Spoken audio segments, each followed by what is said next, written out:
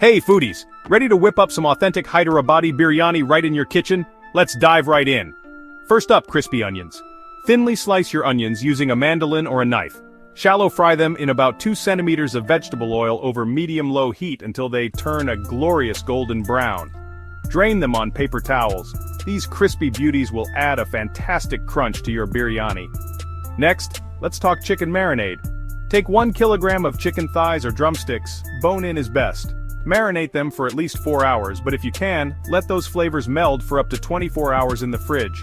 For the marinade, you'll need yogurt, chili powder, Kashmiri chili or regular, turmeric, garam masala, ginger paste, garlic, lemon juice, cinnamon stick, cardamom pods, lightly crushed, cumin seeds, cloves, salt, chopped mint, and coriander. Trust me, this blend of spices is what makes the biryani sing. Now, onto the rice. Use aged basmati rice. Wash and soak it in cold water for about 35-40 minutes. This step ensures that your rice cooks perfectly and doesn't clump together. Saffron milk is next. Steep a pinch of saffron in warm milk. If saffron's too pricey, a bit of turmeric will do the trick.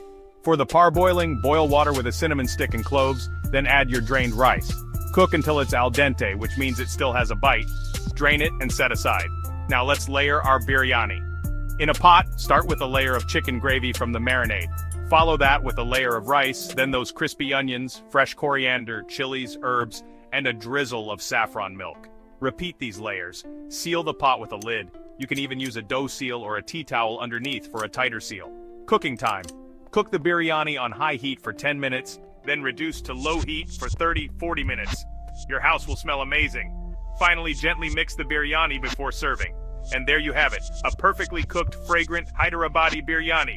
Enjoy every bite and happy cooking. Don't forget to like and subscribe for more delicious recipes.